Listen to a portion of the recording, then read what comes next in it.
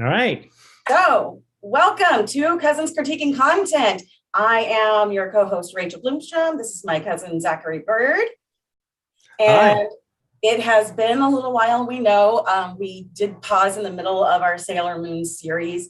And I've got to tell you, it's because season 4 literally took all of the wind out of our sails. It is so bad. It's rough. Um, All we the found character out we could have development. watched the first episode and then skipped everything but the last 5 episodes. And like, we're going to save you time and let you know to do that. Yeah, it's been pretty rough. Like all the character development just kind of thrown out the window. Like Uh, season 3 never happened in this universe. yeah. Because none of the outer guardians get mentioned. Haruka never gets mentioned. I don't know Haruka Yes. the guardians, but Yeah. Suddenly, Ray and Haruka or Ray and what's his name? I forget his Her name. boyfriend. Yeah, We forgot his name because they aren't together. Now they're not together. he You never know, existed.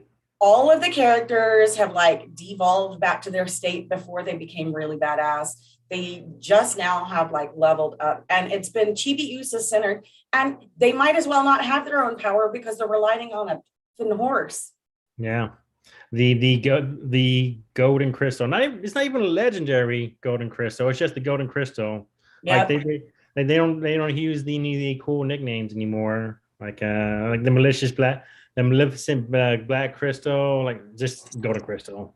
Yeah, and these villains do not hold a candle. No one compares to Professor Tomoe. It's pretty great. He was. But to brighten my mood, Zach did get me this awesome wine goblet with dragons on it. So I did just finally finish the fairy tale series, and I think I needed a dragon. So Yeah. thanks. This is it. Hell no. Dragons are dope. You never hear anyone disparaging dragons. Hell no. I guess I'm a wine dragon. Yeah. That's your Dragon Slayer power. I mean, it could be helpful. You're good. They I get people drown drunk. people with it. Yeah. They had a Greek god who was the god of wine. So Yeah. Who was that? Dionysus. Yes. Dionysus. That is correct. Yeah, I think he was also like a party god in he general. was. He was a party dude. Yeah. That's how I like my gods. Yeah, Honestly. partying all the time. Yeah. Like, Way better. yeah. So, anyways, for Father's Day, we did decide, because we still have not even finished the last final episodes of Sailor Moon. We watched full seasons of other shows in between, and just so we decided we would just do a sliding scale of ranking fathers from great to awful. I wanted to do a sliding scale of like a plus minus, so up to a plus 10 to a minus 10. So like, we'll compare like their good deeds to their bad deeds, what they do well. So they may have done like so much really awesome stuff, but they can't be a 10 because they did this other stuff. So I'm going to try to rank them like real life. I don't know who's going to win. We have no idea. We're going to do this live. We've got them all pulled up. And And just because they're a great character doesn't really mean they're a great dad. yeah, yeah. I mean, the first one that comes to mind when I think of that is Aang, but we only saw him as a little boy. So yeah. that being said, I thought since we all love One Piece, we would start with some One Piece characters. Yeah, it's blurry back there, but he's got an entire shrine. So we'll just start with the first one we thought of immediately, who is pretty awesome, and that is Zeph. Yeah, you want to pull up the picture of Zeph? I'm not sure where that one is. Okay, and I will pull up. I have another desktop for that then. Yeah. So if you don't remember who Zeph is the man who basically raised Sanji. He became like his adoptive father or surrogate father. And that's who we met first. We don't meet Judge till much later. And he saved Sanji's life.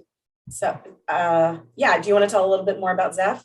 Yeah, Zeph, he used to be a captain. Here he is right here. He had that awesome mustache. Oh, yeah. and the hat, and he has one leg. So he used to be a pirate before. He was a pirate chef, the pirate captain chef before he retired and became just a chef. He met Sanji because he was raiding a ship that Sanji was a crew member of. They share the same dream, and like Sanji tried to stand up to him, but then got thrown overboard in a storm. Zeph dove in after him and rescued him, and they ended up stranded on the island together.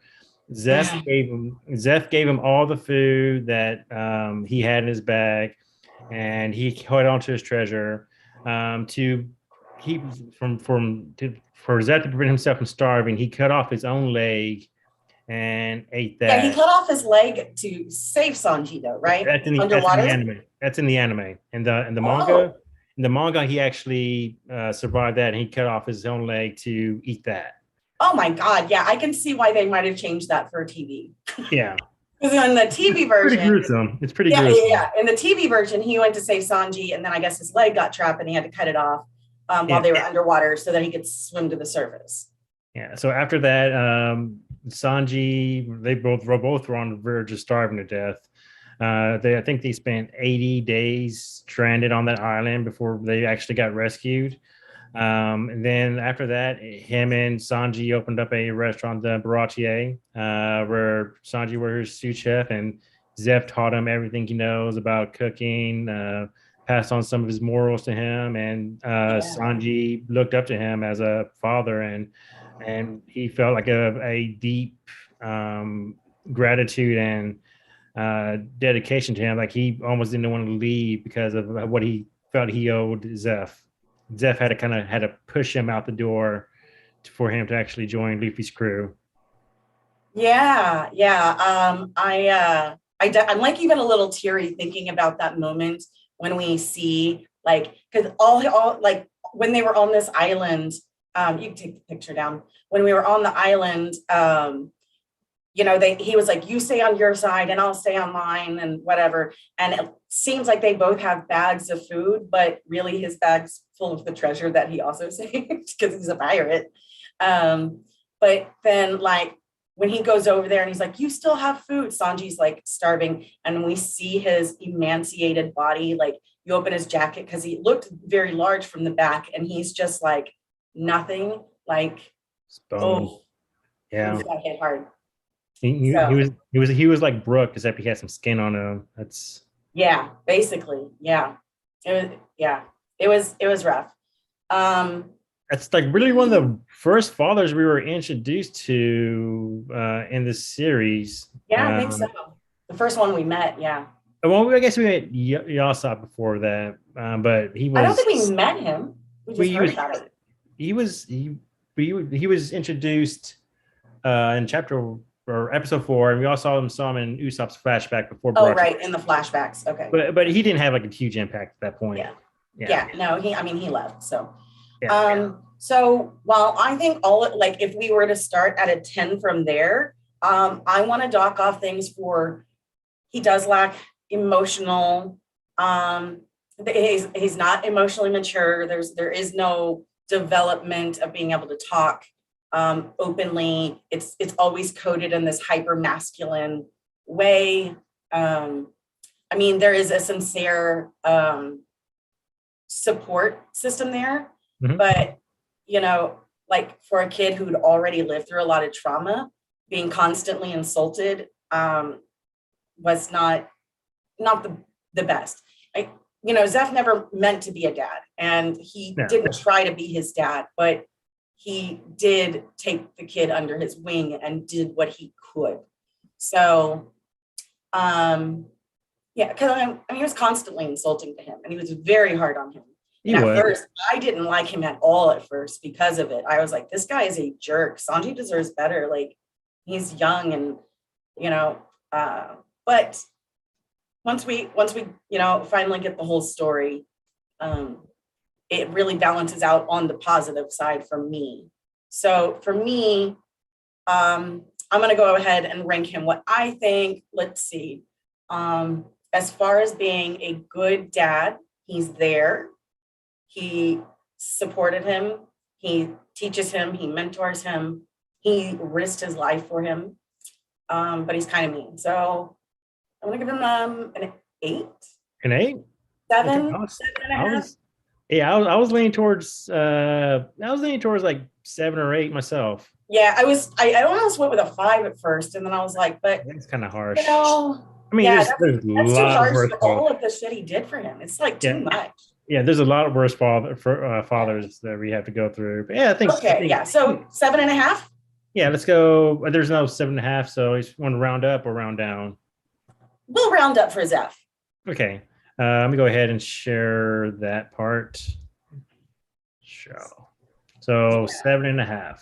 So go to 8. And we can move them down. If we need to. Yeah. So here's our sliding scale if you want to just show them real quick with the unremovable ad for some reason. Yeah. But at least it's dragons, right? At least it's dragons. Yes. And gods or something, whatever this is. Hollow. So -10 to 10. All right. So next up, who do we have? Next, we have Judge, Sanji's biological father. And he is garbage. Yeah. Here, I think I got a picture of him. I'll pull it up real quick. You want to go ahead and remind us all about who he is? So Judge Vince Smoke is Sanji's biological father. He is the king of the Germa Kingdom. He pretty much did genetic research on his kids before they're even born to try to make the perfect soldiers devoid of emotions and who only follow him. And he considers Sanji a failure because Sanji expresses himself. He wants to be a cook. He doesn't want to be a soldier.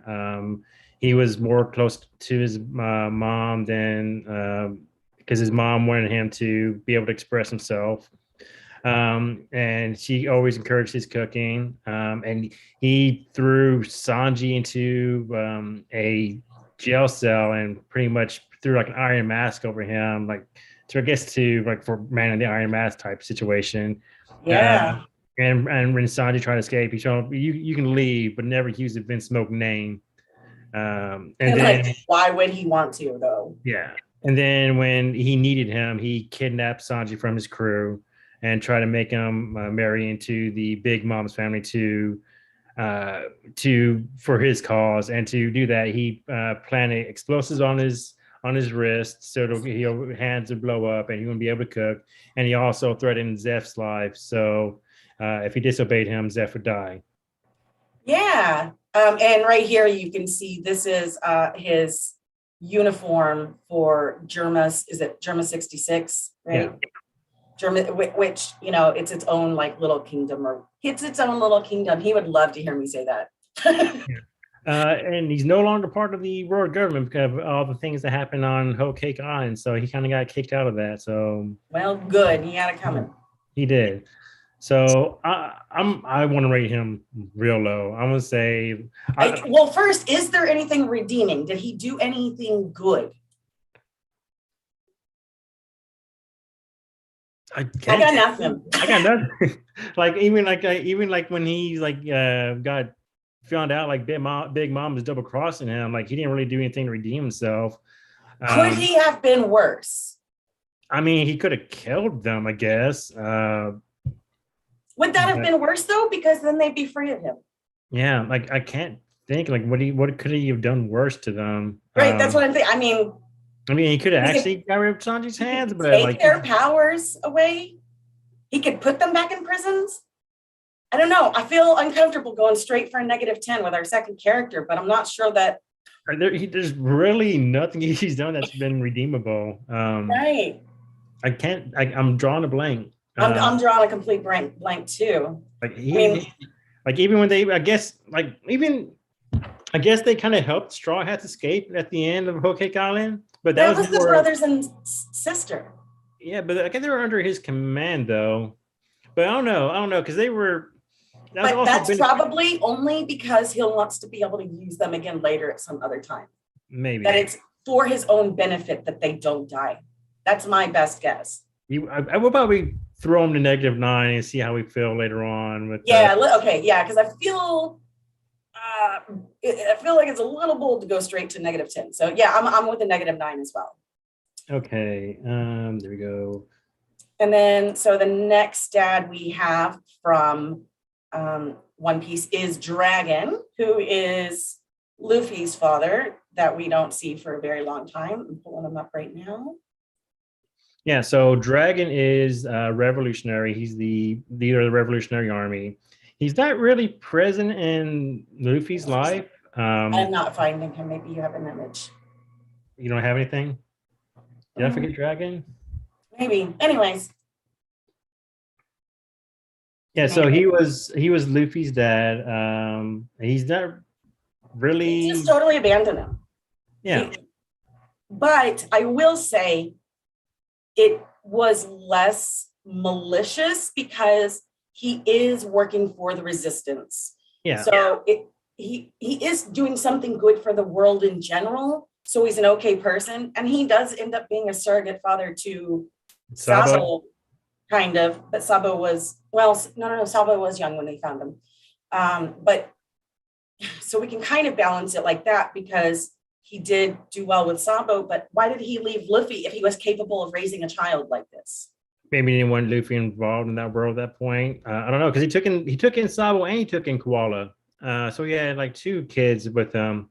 And he knew Luffy was there, and he knew that Garp, visited him. Maybe Garp wanted Luffy off limits from him because he wanted to raise Luffy his own. Do we actually know that though? We don't. We don't know why he left him. We don't really know anything about Luffy's parentage, early years before we saw him in.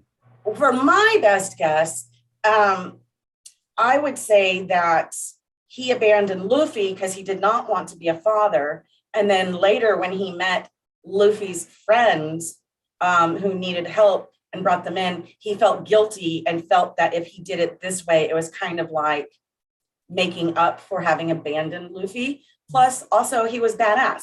I don't think he would have taken Sabo in if Sabo couldn't fight.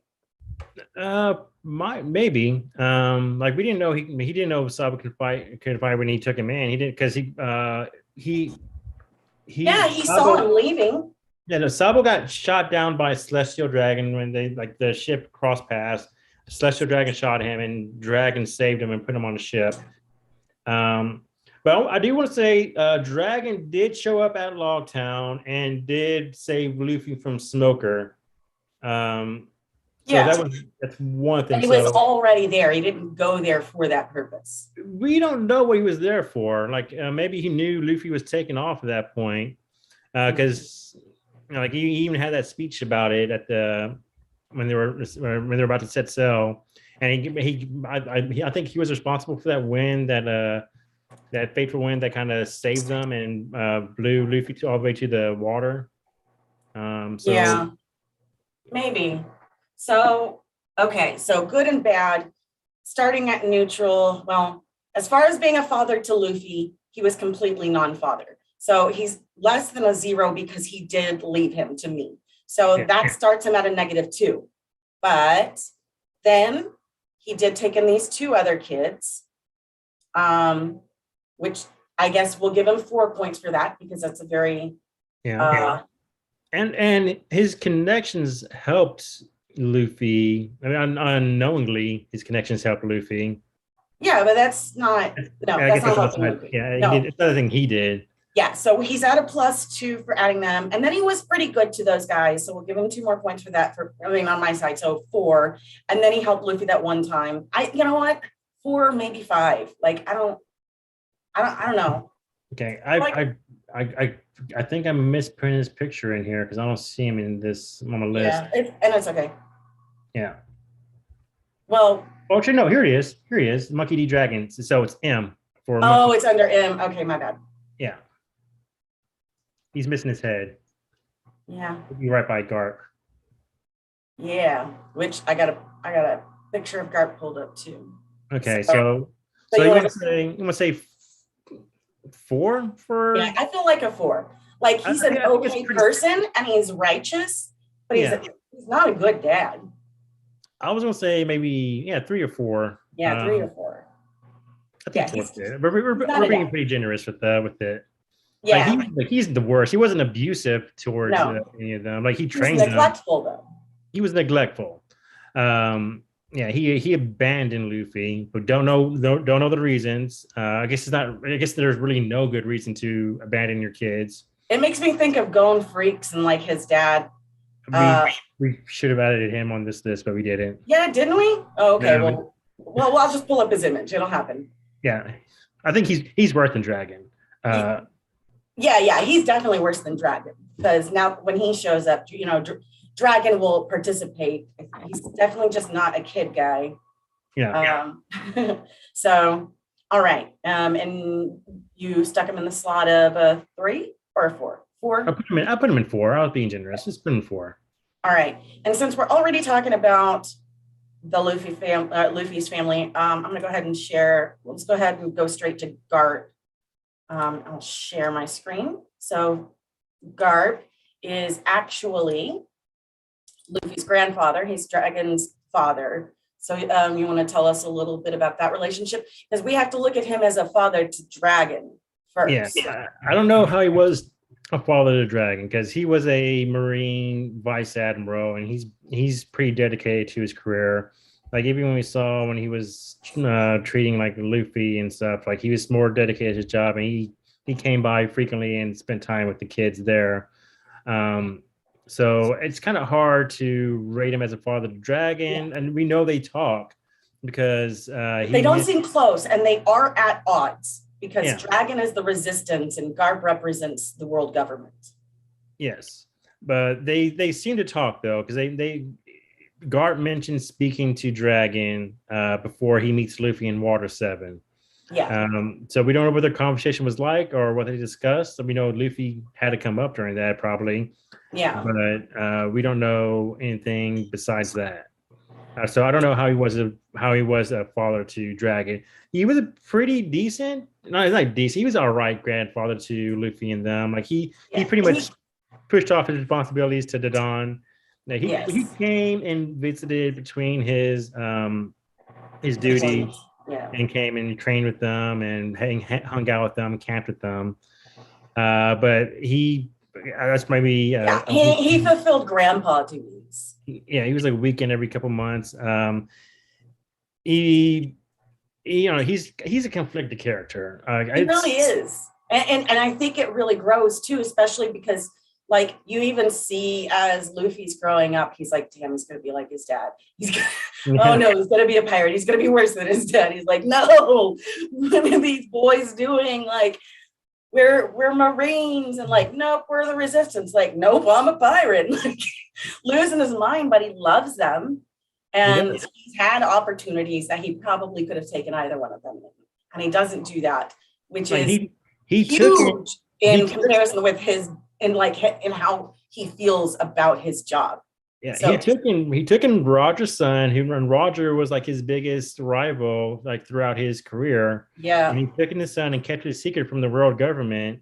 That's pretty big. Because that could have been fatherly type stuff without the father duties, I think.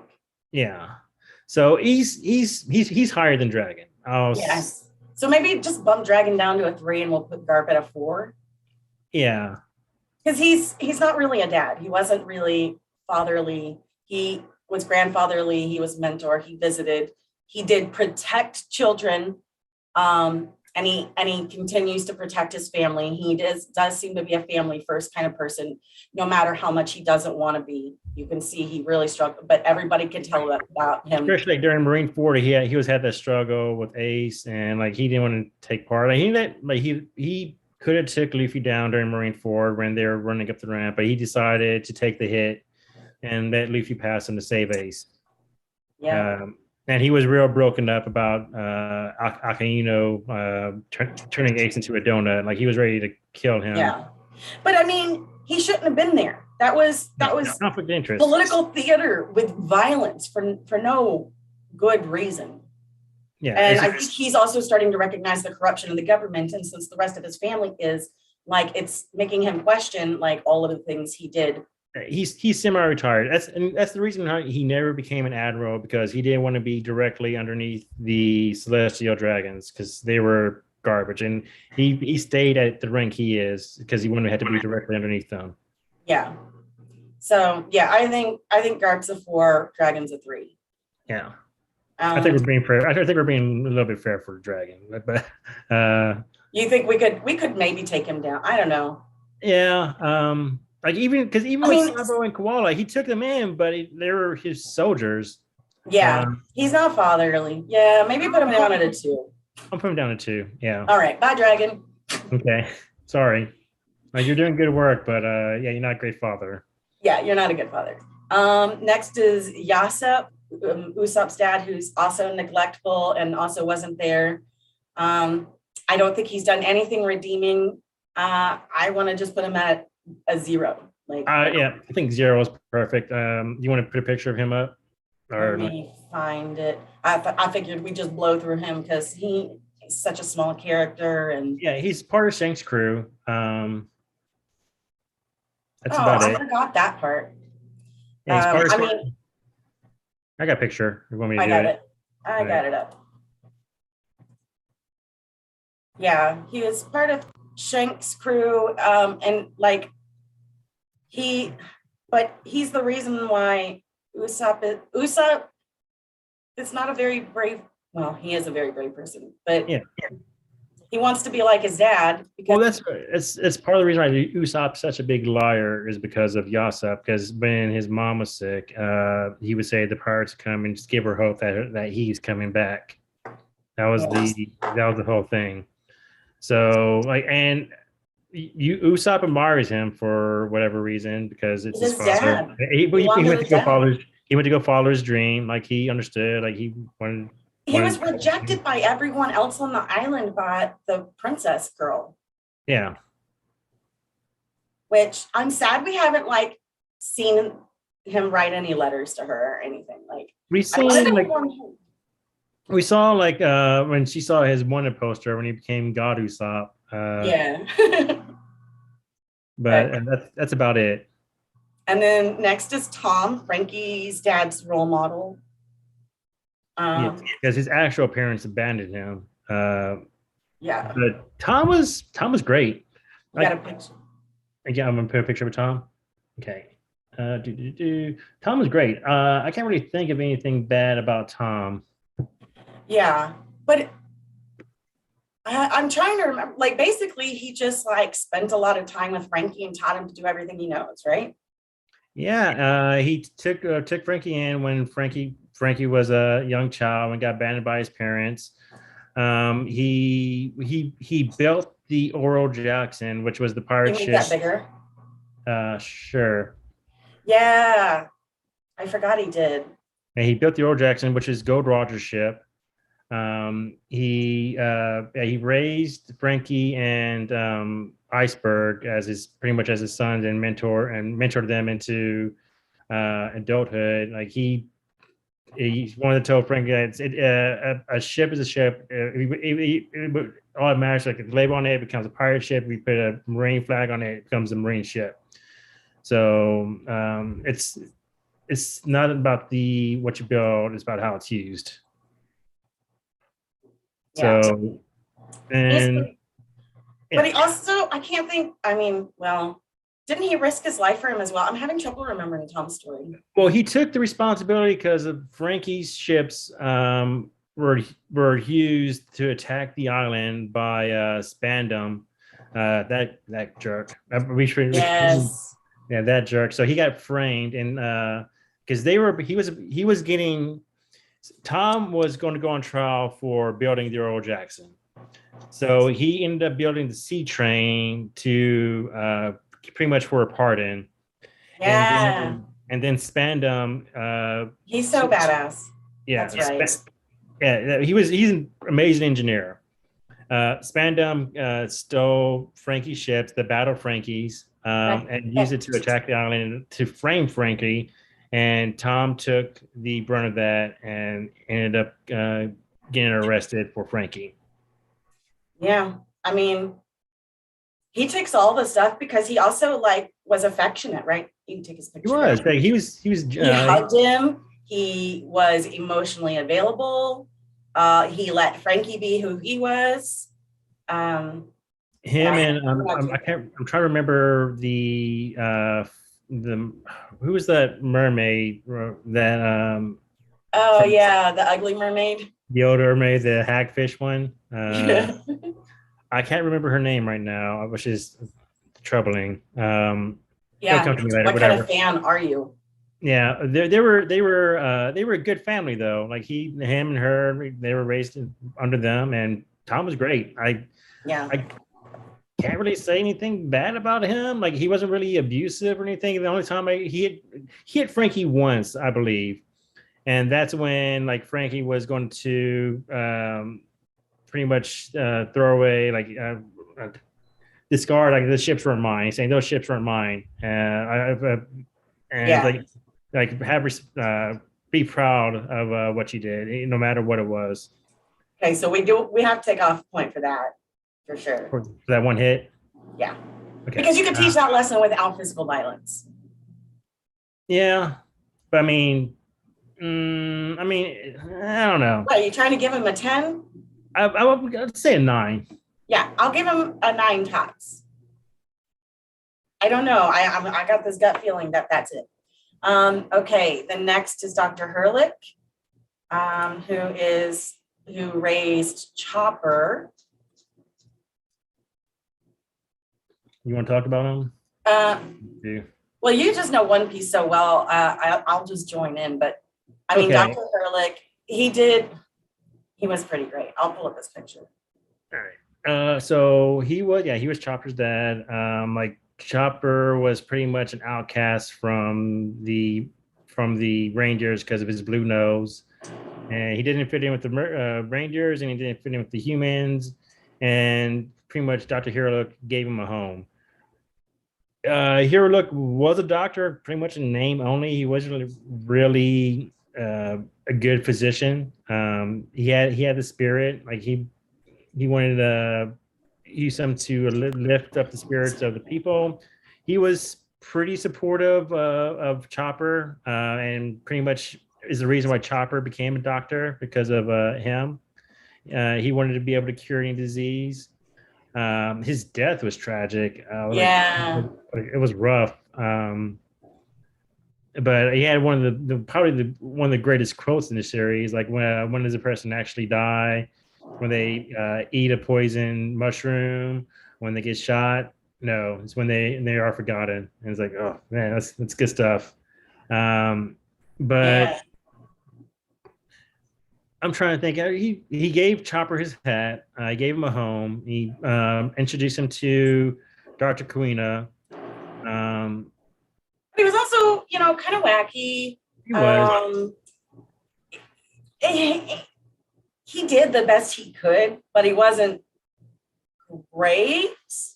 I can't really take points away, but I also can't give him too many. He was also dying in his old age. Like he was nearing the end of his life, even before Chopper gave him that poison mushroom. So it's he ate the poison mushroom that Chopper gave him.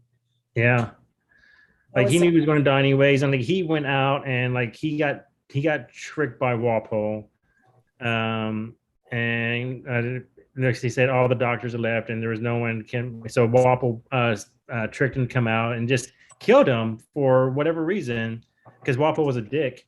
And he was also weird. I was like, that was one of our first big bosses, and I was like, what is this guy? Yeah, he was a weirdo. It was a weird one to be introduced to so early. Yeah, between him, like he came between like Arlong, top tier villain, and Crocodile, top tier villain, and so he was kind of like in the middle. I was like, what? Yeah. What is this guy? Yeah, it made it hard to. He was hard to take seriously, but so was Herlick. So yeah, I don't know. I'll give him a 5. 5? Yeah. I was gonna say like 6 or 7. Like 6. 6? Okay. Yeah. 6. All right. And next we have Odin. Odin, who is a major badass. And obviously, if you're watching the show right now, Everything that's happening is a result of the work he did to try to make things happen. I'm pulling up a picture right now. He's a legendary figure. He was on Gold Roger's crew and Whitebeard's crew. Yes. He was supposed to be the Shogun. Yes. And he has an interesting history. Like he that brothels. I don't remember all that stuff like him, like taking over the brothels at age 6 or something like that. Then he killed that warthog thing, and he was like 16. And that's when he started bringing the crew together. His sabers. Sabers. Yeah. Gabbard. Okay. Yeah. Well, so I'm just trying to think of him as a dad. So him as a dad, when his wife got pregnant, he wasn't done with his thing. So, but it was a mutual family decision that you finish your journey and come home, because she didn't want him to resent anything, and have any regrets. So we did that. And I can't remember how old was Momonosuke when he did finally come back. I was like, because 3, because we were there together like 5 years, I think, on the island together. And then they had the other kid. Yeah, because they had both the kids on the boat. Both of them were on the boat. Okay. Yeah, because remember, Momonosuke remembers meeting Roger and Whitebeard. Okay. Yeah, and so then I'm just trying to remember how long he was out of their lives. And I can kind of understand that a little bit, but I don't think they realized what was going on back home in the meantime. So, I think he was gone for a year. Yeah, I think that was Roger's final voyage. So they did a little bit of backtracking. They went to Sky Island, Fishman Island, and made it to Laftel. I guess we should have mentioned that there would be spoilers, but obviously not. And he met Frankie.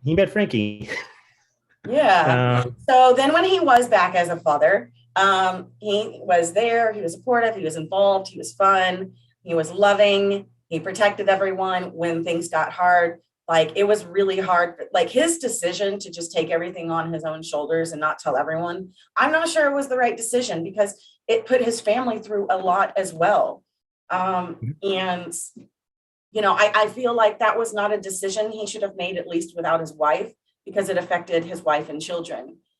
And I've got to take at least a point or two away from that. Like, however great he was up to that, I get finishing your journey. Okay, I was in the Navy, I get it. And he did, and then came back, and then he was so great, practically a 10. But then I know things got bad, but I don't know, man. It was very traumatic for his kids to have to live through that and watch that, and then be on the receiving end of the vitriol of everything. Yeah. He was a little bit too trusting of Orochi. Why do you believe this guy's word? He's a snake, a literal snake. So I don't know why he believed Orochi so much. Like, he was going to keep his word when he's been so underhanded this whole time. Why did you expect him to keep his word? Right. So he was. I think he was a little naive.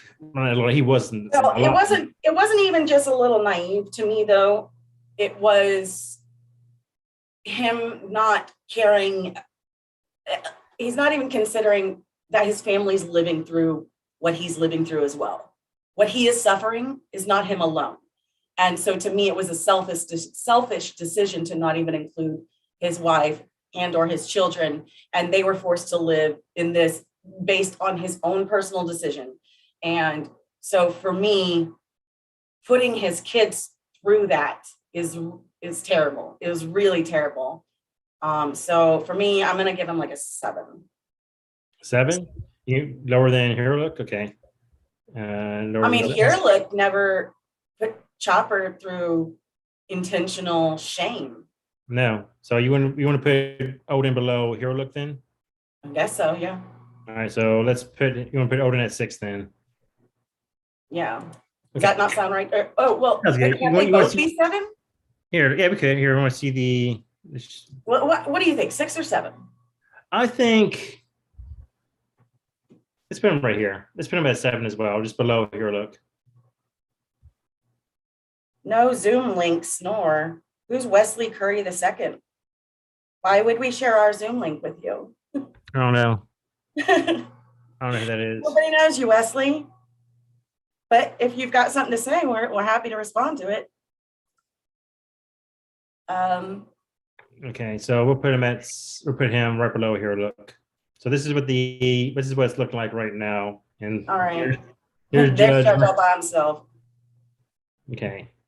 We put an iron mask on him too. All right. Next is Kaido. Daddy Kaido. Let's talk about Kaido as a dad. He's pretty horrible as a dad. Yep. Like, he does want to make Yamato a shogun, but that's about it. They don't want anything to do with that. Yeah. So, and he's pretty abusive. Like they had tons of battles. Yamato's been in cuffs pretty much her whole life, right? Yeah. They were actually loading cuffs, like she wasn't sure they were or not until like Luffy took them off and they actually exploded. He's also a terrible person on top of it. He did not do tests on Yamato. Yeah, he didn't abandon Yamato. He did not, even if that would have been best for her. He did throw her in a dungeon and kind of locked her away. So he's not worse than Judge, which is no, he's not. You want to give him a -7? Yeah, -7 sounds good. There's really not much else to say beside him as a father, right? Because he's abusive, kind of neglectful, but still around. Right, and we don't want to spend too much time on any of these people. Next, we got Capone. Capone. Want to tell a little bit about Capone? Capone, the gangster Capone. Beige Cologne. Yeah, he's great. Yes, I didn't like him at first, but when we got Hokage and seeing him with Chiffon and his little baby with the baby who has a cigar, he grew on me. Yes, Daddy Capone. And does baby voice and everything. Is super there. He's really affectionate for his son. Does everything he can to protect the family. I kind of want to give him a 10. I can't think of anything. He's pretty great as a dad. Like, I mean, his son's still young, but he's pretty great as a dad. Like, he hasn't really done anything. He's a pirate. We can take a point away for putting them in a dangerous lifestyle for sure. Okay, you want to do 9 then for him? Kind of. Okay. I really love DG. Once we started getting daddy. Oh, daddy. Above or below Tom? Don't they go side by side? I mean, the one furthest to the left is usually the higher one. Probably above. Above Tom, okay. Yeah. And then moving on, Pound, which is Chiffon and Lola's dad. Oh, what a tragic guy. He is. He never even had to really meet his kids. Like he struggled to see them. Big Bomb kept them separated. But he did sacrifice himself so Chiffon could escape from Oven. All of his decisions actually worked to help his kids. Yeah. So we don't see it in the anime, but in the cover stories, he does survive. I don't think they're going to show it in the anime. He does survive. Good. And they are reunited, and they do meet each other, and he tells them that he is their father. So yay! There is that happy ending there. Thank goodness. I kind of want to rate him pretty high. I do too. But he wasn't he wasn't around, but that wasn't his fault. Like I don't know where to rank him though. Like I mean, good to be with them. But it doesn't. But he wasn't, so we can't. We can't put him. I guess we can. I mean, maybe he could have tried harder is an argument. I don't know. I mean, how much harder could he even try? Like, besides like throwing himself and getting killed by Big Mom in front of them. Like, He could have left the island, right, to look for Chiffon. I mean, Lola was the one who left. Oh, Lola. I mean, yes. He could have left the island to look for Lola. Like, how would he find her? Unless he had like a Vivi card. You know, pretend it. I don't know. I just feel like if I had a kid I wanted to see, and I have 2 kids, and the one near me I can't see without us dying, I'm going to go try to find the other one. That's what this world does. It's a bunch of people. Did he even know that Lola left at that point? Like, or when she left? Like, did he even know that? Like, yeah, I think he did. I feel like he did. I don't know. It's a tragic character. He didn't necessarily do anything wrong, but I'm not sure he did everything he could. Yeah, I want to say like a 5 then. Actually, I was gonna give him like a 7. A 7? Okay. Because, well, let's do 6. He had 6? The potential to be a very good dad. Yeah. Actually do anything as a dad, really. I mean, he did very few things. He did a handful of things, but you know, and we also didn't see him be fatherly to anyone else. So we don't really know. It was a pretty heartwarming reunion in the cover story. Yeah. It was kind of a long cover story, but it was pretty heartwarming when they actually all met together. Because Lola and Chiffon met up back together, and Pound met up. They were, I think, near Dressrosa when they all got together. Nice. Yeah. All right. Well, next, moving on to the big gun, Mr. Big Shot, Mr. Goldie Raja. The Pirate King himself. And so he had a son, and he was about to die, and he turned him over to Garp, the only possible person who might have been able to help him at that moment, and had his life saved. And that's about it. I mean, he could have given him to Rayleigh, but Rayleigh was also a pirate. So I guess Garp was probably the best choice. And you can't really say much about him because we never really saw him as a father because he was dead. He was dead before Ace was born. Yeah. I mean, so I even to like Shanks and Buggy, they're more his subordinates than like a father figure to them. Yeah. So how was he fatherly towards them? He was pretty good. He was pretty good, but I mean, he was no Whitebeard. Yeah, they were pirate interns, pretty much, pirate apprentices. Yeah, he was no Whitebeard. Let's give him a 3. Just give him 3. I was gonna give him a 1. Oh, okay, 1's fine with me too. Yeah, I know I'm being nice to like. He was a dad, but he was a dad, but like that was it. Yeah, just like just like Yasep, we gave him a 0 because he didn't do it. Yeah, he did 1 because he made 1 good decision. He didn't abandon his kid. He was just dead. Like So, but he of all the decisions he could have made, I think he made the best one. Well, actually, let's say this: like he knew he was dying, but he decided to have a kid anyways, too. Oh, well, that's negative. Wait, well, the kid they were already pregnant, right? He knew because he was sick before. Oh, that's right. No, that's bad. Yeah. To bring a kid in this world knowing you're going to abandon them, and then like I guess she's passing on his name, but like maybe he was hoping. Maybe selfish. He was hoping A to be the one that'd find Laugh-Tail. All right, let's give him a 0. 0. Maybe a negative 1. I did forget about that. He did know he was dying. It was known at that time because it was mentioned in like Odin's journal, and that's where Crocus joined his crew to take care of Roger. Yeah. I don't know. Maybe a negative 1. That's pretty selfish. Bringing a kid in the world knowing you're going to abandon them and that none of your friends are capable of helping. Yeah, negative 1. Negative 1 sounds good. Like he was awesome, but he wasn't. No, shipfather. All right, Next up, Outlook the Third. That's Sabo's dad. Sabo's dad. He's not worse than Judge. He's not worse, but he's bad. Yeah, he replaced Sabo when Sabo decided he didn't want to become a noble like him. He wasn't interested in studying. He wanted to go out and do hood rat stuff with his friends. I mean, He just wanted some freedom. And honestly, if his dad hadn't been so controlling, he might not have wanted to be a hood rat. But Yeah. he wanted to be outside and living the world. And he's a hands-on kid, and he's a physical kid. And he was willing to let all those people die in Gray Terminal. So he was a pretty horrible person too.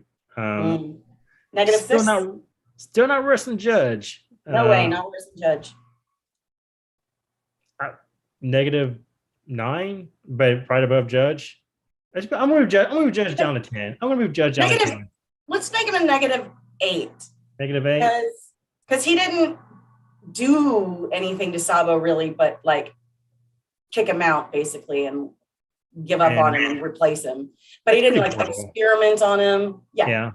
He didn't experiment. And he didn't torture him, and there was no beatings. There was no physical abuse. It was all emotional and psychological. Yeah. So okay, -8. Yeah. But next up, I feel like we got one of the great daddies. You know who that is? Daddy Whitebeard. Yeah. Daddy Whitebeard. I can't really say anything bad about him. Like, we do have to remember the lifestyle though. So he was a pirate, but like that's got to be a negative point on being a good dad. Does it though? Yeah, being a good dad does not really bring children into a violent, dangerous, criminal lifestyle. Well, if you bring it, even if you're like a Marine, you're still like kind of a shit dad too, because that's still dangerous. And and they're worse because they leave them at home. At least, well, I don't know. Leaving them at home is probably better. I don't know. It's rough. Life at sea isn't really for kids unless it isn't. I mean, most of the world's sea though. It's like 90% of that world is ocean. Like, well, I mean, they're pirates or Marines. Like, if you're just like a sailor living at sea, like that's cool. Mm-hmm. That would be fine, but it'd be worth place to raise a kid. But most. But who all did he take in and be daddy to? Marco, Ace. Marco from a very young age, because he was like Marco and Blackbeard. He did take him. And didn't they all call him dad? Like they all called him pops. Yeah, like the whole crew, they all felt like he was a very fatherly figure, and he was very protective, and he considered them all sons. And he was able to emotionally communicate with them and allow them to have feelings, and he listened to them and he understood them, and he reasoned. He wasn't like abusive or like forceful. I can't think of a time that he was abusive. No, he took care of them. He was willing to go to war for them. Yeah. So I want to give him a 9. I'm kind of want to give him a 10. I a little bit want to give him a 10. I'm leaning towards 10. I'm going to round up. Can we leave him at a 9 for now, and then all right, I'll put him above top number 9. Yeah. I'll put him above Capone. Just in case. Yeah. Okay. Then we got the Dressrosa crew that we didn't have on that list originally. Yeah, King Riku. He was an all right father, I guess. He wasn't. So can you remind us of his story real quick? He was the king before Doflamingo took over his kingdom. He had. But where did he get sent? Was he sent underground as well? He wasn't turned into a toy. He was not turned into a toy. He was pretty much held prisoner because he fought in the Colosseum battles as Ricky. That's right. And he had 2 kids, Viola and Rebecca's mom, whose name I'm drawing a blank on right now. He pretty loving with them. Like I don't remember really much about him as a father. Like mostly with his. He did let Rebecca's mom like run away with Kyros, because he did take in Kyros as a.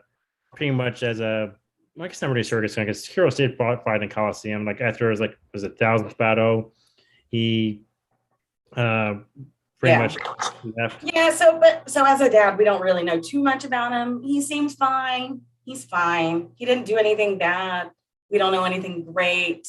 I really think more about Rebecca and her dad, the one-legged soldier. Kiros. Yeah, so let's give King Riku a 5, I guess. 5? I guess we can call that a neutral good. Yeah. And then, but here is good daddy, Heroes. He was awesome. He was such a good dad. I almost want to give him a 10 as well. Yeah, he was great. Like he taught Rebecca after how to protect herself. Yeah, even when she forgot him, he never left her side, and he went through hell trying to protect her. Like I remember, like he didn't. Story makes me teary too. He didn't want to touch her with his hands because she had so much blood on them, and he didn't want to stain her with that. It is kind of heartbreaking. Like even like at the end when he recovered, he didn't want her to be stained. It was okay. He's he's a 10. He's a 10. I can't really think of anything negative about him. No, there's nothing negative about him. He is definitely a 10. So I guess that's going to wrap up One Piece, which we did spend a lot of time. We got Homing. Don't Flamingo's dad. That's the last one I had for One Piece. So Homing was the celestial dragon. He used to be a celestial dragon. He revoked his title because he didn't want. We wanted to live as a normal human with the people, which kind of screwed over his family. Him and his wife and his 2 kids, they left the Marindroit and moved to a kingdom, and they were pretty much hounded by the civilians there. They were harassed and assaulted by them constantly. Yeah. He tried to go back to be a celestial dragon, and they like kind of laughed in his face, and they ended up poor and destitute. His wife died of sickness, and he got killed by Doflamingo. His story is pretty tragic, but him as a dad, I can't help but feel like that was a good decision to try to lead the celestial dragons, because they are terrible slave owners. Terrible slave owners. It's a terrible environment. Why raise a kid there? And I don't think that he knew what he was going to be moving into. He didn't have any idea. And Doflamingo held that against him, and I can kind of get it, but Doflamingo also like to go way too far. Like I can get resenting your father from taking you from a life of privilege and ease and then taking you to this terribleness, but he didn't plan it that way. He thought we'll just have an easy life without these terrible morals. Yeah. So, but Doflamingo is all about those terrible morals. Those were his favorite. Let's have more for him. We'll give him a 6 or 7. A 6. Let's give him a 5. I want to put him under King Riku. All right. Sounds good. Okay, moving right along. You want to get to Naruto? Yes, let's go ahead and go to Naruto. Okay, Naruto. So we'll just go ahead and start with Naruto's dad, Minato Namikaze. We don't get to see him until quite later. Oh, no, that's Inoichi. I almost pulled up the wrong guy. He died saving his son. He was the fourth Hokage, I'm sorry. He was so great. What a great guy. Just super awesome all around, nicest person, probably the nicest person in the whole series. There's not one bad thing you could say about him. I can't think of. Even when he's brought back by the Edo Tensei, like he joined up with Naruto and gave him encouraging words. Like he sacrificed himself for Naruto. He's like sacrificing limbs for Naruto. Like he even like instilled some of his magic inside of him as the Jinchuriki in order to be able to communicate with him eventually. But like even thinking about how excited they were to be, parents. And as Hokage, it was his duty to protect the village and protect his family. So he did everything right, except for die. Like that's kind of stupid. He shouldn't have done that. But I mean, he didn't have much choice in that matter, though. But right, but so like we can't give him a 10 because he's pretty much like a flawless character, and every chance he did great. But he, I mean, the lifestyle does take away from it. I don't know. He wanted to originally be taken care of, and that's not his fault that the village kind of failed him on that. Yeah, he was supposed to be remembered as a hero. Yeah, and the village failed him on that, so that's not his fault. That's the third Hokage's fault. So a 9? A 9? 8? Okay, it's gonna be an 8. I say an 8. 8. Okay. Next is Asuma Sensei. Trying to remember who Asuma's kids were. Or are we doing him as a dad role model, right? Say because he was dead before his kid was born. Right. You guys remember Shikamaru kind of taking him under his wing afterwards? Yeah, he pretty much. So he was kind of a father figure to. I mean, he didn't really need to be father figure to Shikamaru, but he kind of was, anyways. Even though Shikamaru already had a dad, an awesome dad. Yeah, I mean, that master student relationship is very specific, and often, especially to us in the Western culture, it is very fatherly, but it is something that is unique. They have both that that seems to be, from my understanding, like a very unique situation, and it is like a father, and there definitely is that amount of love, and there's that caring and nurturing and stuff, but it is a little more emotionally distant because, as we see Shikamaru with his actual father, that's when all of the emotional stuff really gets kind of worked out. Well, I mean, after Asuma's death, like that's when it kind of got worked out, because like him and Shikamaru and him were pretty close, and I think Shikamaru took his death harder than the other ones, because they were like, even when like Shikamaru became like a shonen and Junin, he still looked to Asuma for advice and tutelage.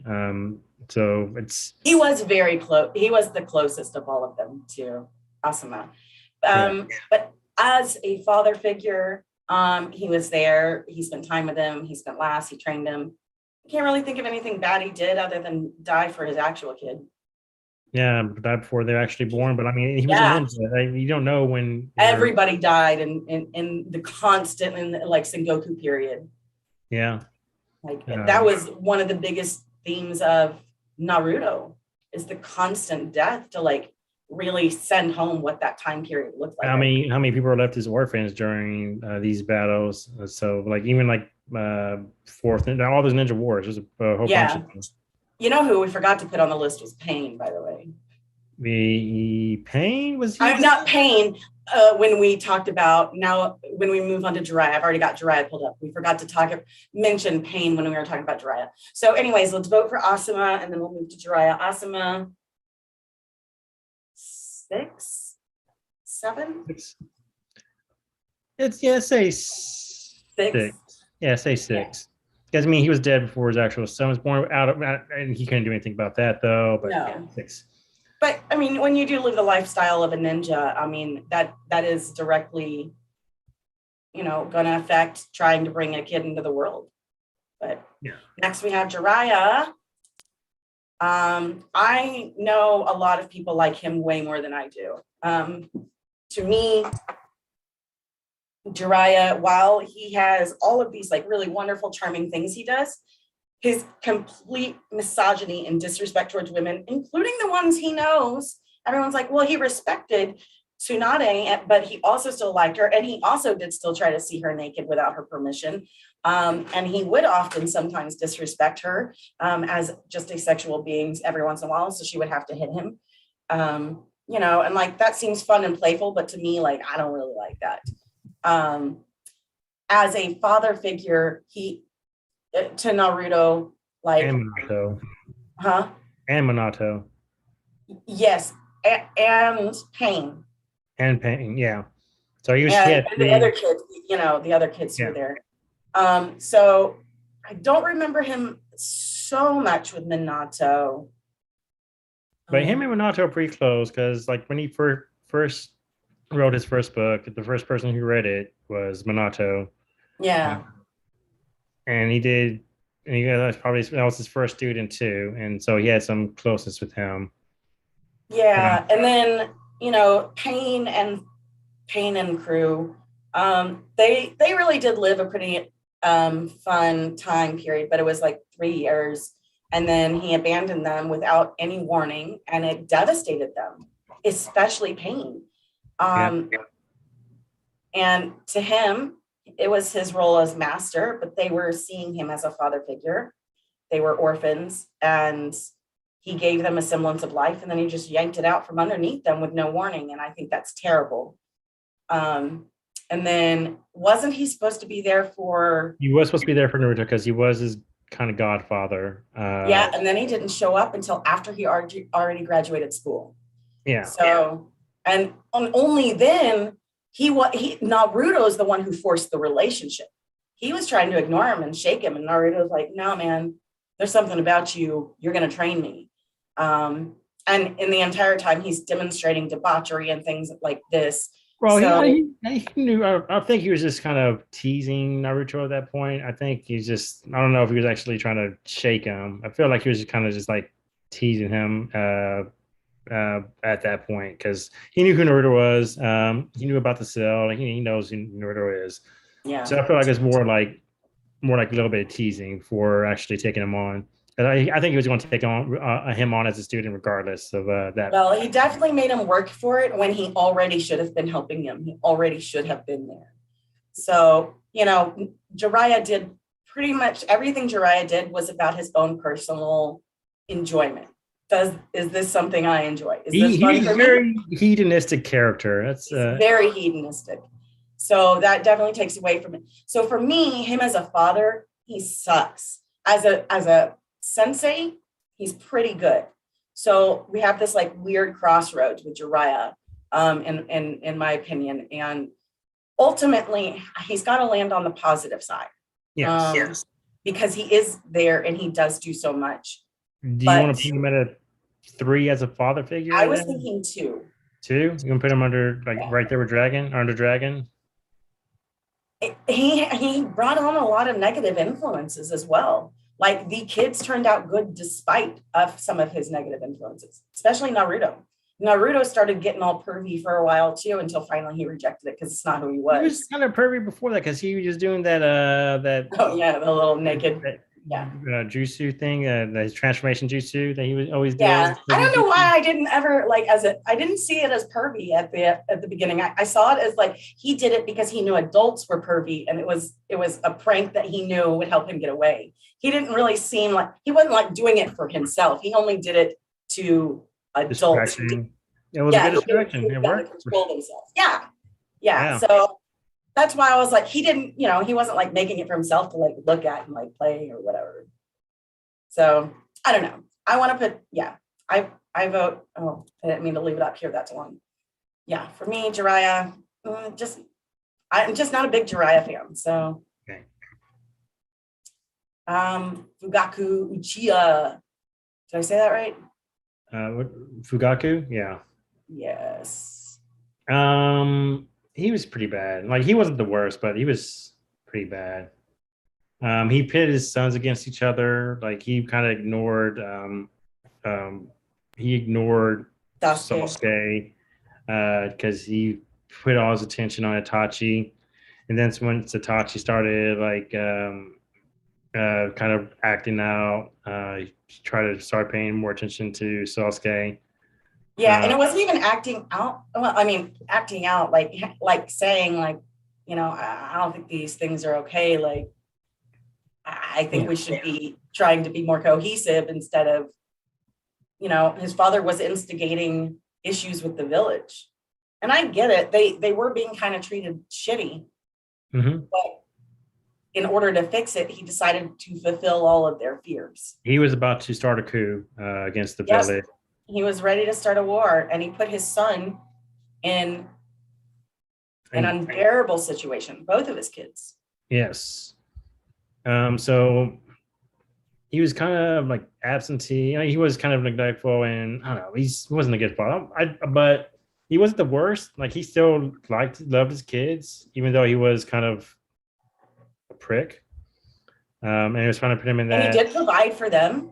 He did. Can we give him a 1? Yeah, you want to put him on the same -1 or 1? 0? Did it 0? all balance out? I don't know. I think so. Like he wasn't a great father, but he wasn't a terrible father or bad father. He's just kind of neutral. Yeah.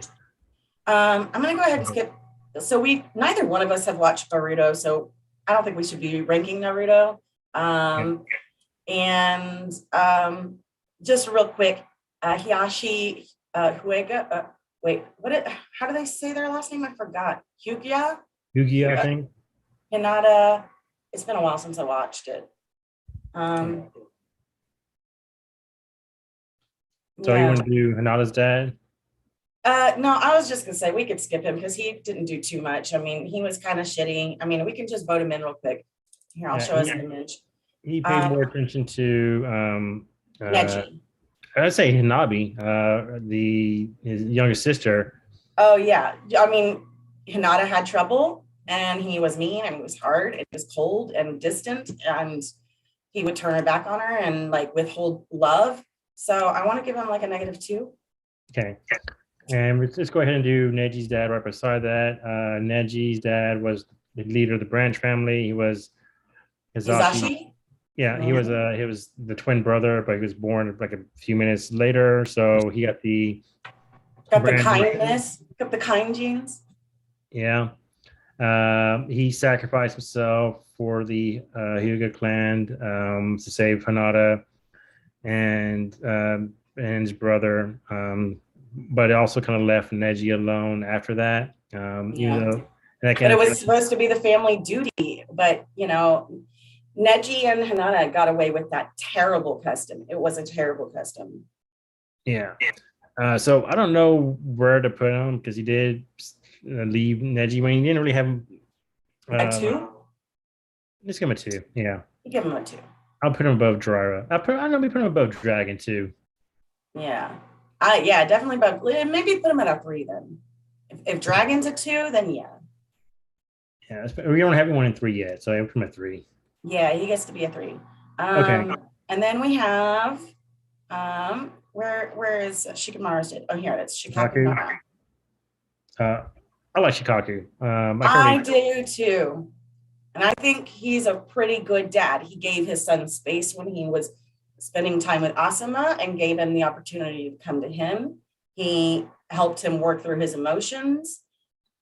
He met Shikamaru everywhere Shikamaru needed to be met. They're both kind of pensive people. Yeah, and he became a good example, like a good loving family, and he provided for them. So it's kind of hard to say anything bad about him. Like any of those guys, any of that team. Yeah, he wasn't he didn't seem to be ever present in his life. At first I didn't even realize he had a dad, but that's not how that world was. So I guess 7. Yeah, 7 sounds good. And then it's a small picture, and then next is Choza, which is Choji's dad. He's pretty badass. That picture's pretty small, but I'm sorry, I couldn't find him. Oh no, it's all right. It's hard to know the resolution. I'm gonna kind of give all these guys him a 7 as well. Yeah, I feel the same. I feel like he is the same. And then Shikaku Nara. I'm sorry. Inoichi Yamanaka. I don't think he's one step better than them, but I don't know. Maybe not. Yeah, maybe let's just give him a 7 also. Yeah, and they were all pretty equal for everybody watching. This is. Here, let me share my screen. Yeah, I want to share my screen once so I can see where we're at right now. How we're looking. Let's see how we're looking right now. So this is how it's stacking up right now. All right. And down here we have Not much. Who are these down here at the bottom? So that's Judge. That is Outlook the Third, and Kaido. How is Outlook the Third worse than Kaido? I feel like those should be switched. You think so? Sure. Yeah. Yeah. Okay. Because Kaido is more physically abusive. Yeah. Yeah. Okay. And he All is right. a horrible person. Yeah. Yeah. Well, he didn't try to replace. He didn't try to replace Yamato. Yeah, that's true. And he didn't really. I mean, he didn't disown Sabo. He didn't want Sabo to leave. He still tried to keep him there. He just added a son that he was going to present to the world. Yeah, I don't know. Maybe they're even. Maybe they both. I mean, they both suck. It's hard to.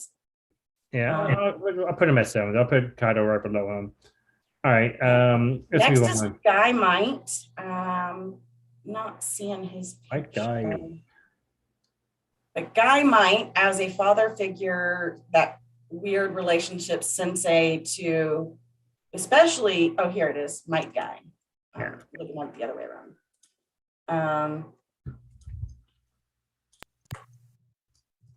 I mean, he's pretty great to all of them. He's also dumb as rocks. He is. He was real supportive of Ramin because of Rock Lee and him have the most in common. Yeah. And even though I love Rock Lee, but they didn't really do much with this character after a certain point.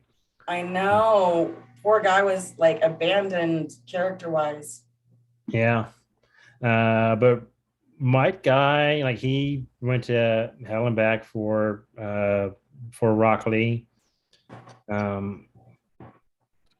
I kind of rate him pretty high. I don't know if he's higher than Minato or Zest. No way is he? Because I mean, I'm thinking like a 6 maybe. 6. Okay. Yeah, I mean, he wasn't fully father figure. No, and like he was more like he loved all his teammates, but I mean his not teammates, but subordinates, but Tintin kind of got left behind. Yeah.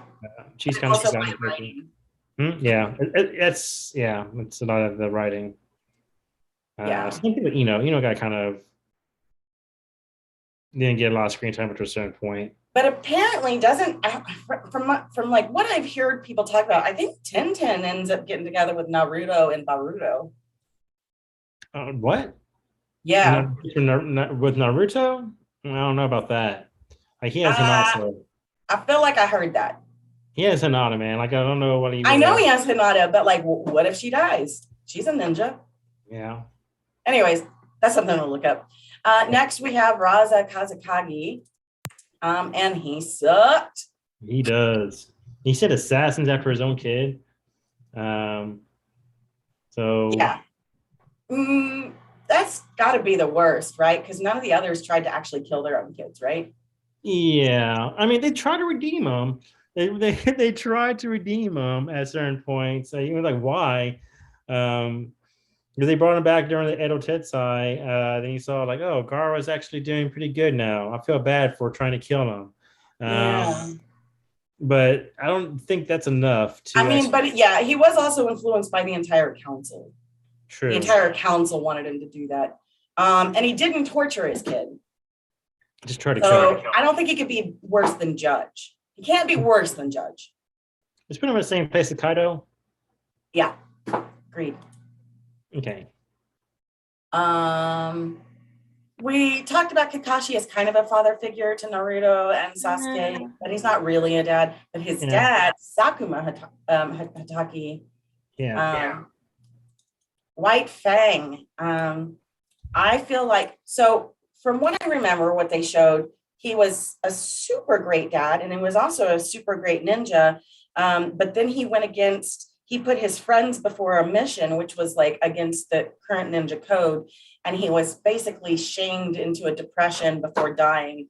And suicide. And Kakashi hated him and resented him for it. But until Obito did the same thing and gave Kakashi, like the strength to believe and love in his father. until eventually he saw him as the hero that he was. But and they had that interaction during after Pain killed Kakashi during the when he invaded the village. So they did have an interaction and they got to talk to each other. So that was nice, but I can't really rate him super high either. 5? 5. Yeah. 5 it is. I'm putting him above homing. Actually, I'll kind of put homing a little bit low. I'm putting homing down to 4. Yeah, do it. Okay. Because as we're honing in, we're getting a better sense of where these people really go. All right. Iruka. Who's Iruka? And that was the one who looked after Naruto during the initial. Oh yeah. Oh, as a father figure, he was kind of important early on. Yeah, he's always treated Naruto to food and took care of him, and he's the only one who actually believed in Naruto for the longest time. Long time, yeah. He wanted them there, like as in place of his father when he took the into the ceremony to become. And nobody asked him to. Yeah. He stepped. I do want to rank him pretty high. He was pretty great. Yeah, I want to give him an 8, maybe a 9, because he also does that role even as a teacher to some of the other kids. He's more than just like the other teachers.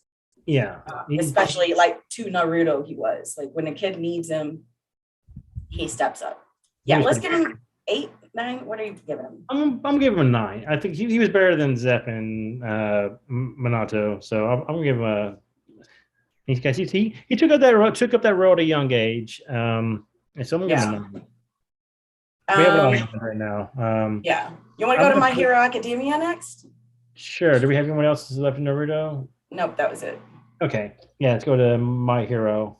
All right, here comes someone that is easy to dislike. Endeavor, which character that's Todoroki's dad. Yeah. This is Endeavor. Second to all. He starts off horrible, and they try to make him better. But he's physically abusive to his kids. He pushes them emotionally, psychologically. Yeah. And I mean, Todoroki pretty much blames the scar he got from his mom on him because she was pretty much forced into that marriage. And he abused her and then had her locked up. The only person who cared about them. And that's I almost at that point, he's almost as bad as Judge. And then they start having him being redeemed because he has to step into All Might's shoes. Yeah, he starts trying to mend that hurt, that damage that he's done. So he's trying to make strides there. But he's still on the negative side. Yeah, it's going to be really hard for him to get to the positive side. I mean, you say he's there for them now. And he's training them, but that's as a teacher role. And as an absolute necessity because they're about to go to war with like 100,000. Well, I mean, with his other kids too, he's trying to take a part of their lives as well. But not just Todoroki, because he has other kids. Yeah, so that's right. So he is trying to take more of a role in them as a family than just as a teacher as well. He's trying to mend those fences, even though those fences are broken. I mean, he torched them. He did. I don't know, -4? -4? Yeah, let's put him at -4. He still has some work to do. I haven't read the series. I'm not up to date on the series. I'm only up to the show. Yeah. And there's a lot of stuff going on with him right now in the manga here, but I am not up to date. I'm like a year behind. So anybody watching, we are up to where the show is paused right now. And shit is about to hit the fan, and I am so ready for it. So I guess -3 or 4. What do you think? I'm gonna put it on -4. We need to fill out those negative spots a little bit. Yeah. Okay. Next up, All Might. All Might. His father figure to Deku, and man, and he's good at that too. He is. You don't expect a superhero to be good at all this, but it helps that he doesn't have all his powers. He gave them to Deku though. He did, and Deku's always looked at him as a kid. See negatives against All Might. And he's Not not. really any, but he doesn't. He's He more, hasn't had the capacity to fill up a 10 either. no, he doesn't. And Deku was already mostly, Uh, he was a teenager by the time they met each other. yeah. I mean, he probably filled in the role for that since Deku's dad is kind of absentee. Like, I him and thought his his dad mom. was dead. Yeah, no, he's still alive. He's like Oh, working overseas. oh, okay. Yeah, I don't know where he's at. Yeah, I've not seen or heard anything about him. Yeah. I don't know, a 6. 6. Yeah. All right. I'm gonna put on about pound. Yeah, Okay. I agree. I agree with that. But then we go to All for One. And this guy, he gives Judge a run for his money. He does. He also has tested on his son relentlessly. He does take powers and give them powers, but he's pretty much, he does put a lot onto what's the name, Shigaki? I can't. Yeah. Shigaraki. Yeah. Shigaraki. He does put a lot onto him. So like he does. One could argue it's because he believes in him. Yeah. He's also kind of to mess with All Might too, because that was All Might's his predecessor's grandson. That's why like he kind of did that too. That's why he kind of took Shigaraki in as a student. But also Shigaraki was also kind of messed up. He was. Oh yeah, he had all sorts. Yeah, I mean he was already dealing with problems, and then he took him in and made him a monster. Yeah, he was kind of a monster before that though. He was abused. He was a monster before. I mean, with his family, his family was kind of. Yeah, but he was abused, right? I don't know if you got his backstory with his family yet. Did you? Like when he first unlocked his quirk. Maybe, I don't know. It's been a while since I've seen it. Yeah, so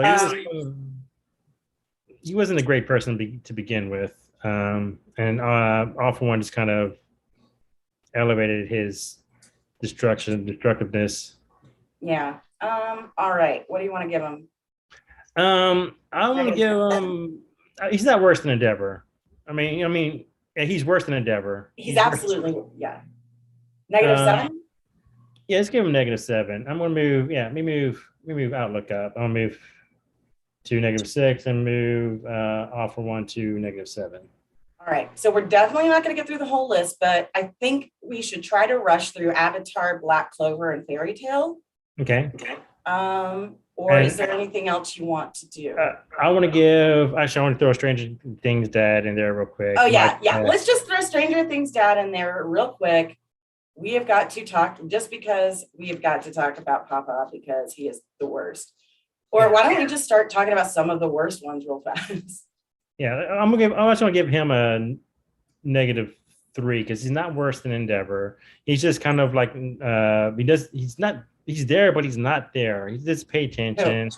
You're talking about Papa from Stranger Things? This guy? No, I was talking about Mike's dad. I was talking about like Mike and Nancy's dad. Stranger Things? Yeah. Oh yeah. Ted Wheeler. Here he is. Oh yeah, this guy sucks. Yeah. He's not worse than Endeavor.